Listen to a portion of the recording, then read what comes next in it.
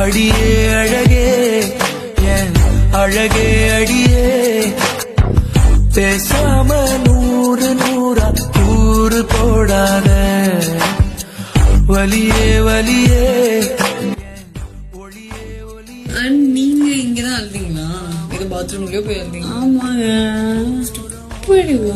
Serious ஏங்க அந்த time கேட்டுட்டே இருப்பாரு. Okay are you okay are you okay? I'm ஓகேங்க. அப்படியே மூஞ்சி வரப்ப வச்சு சொல்லுங்க ப்ராப்ளம்.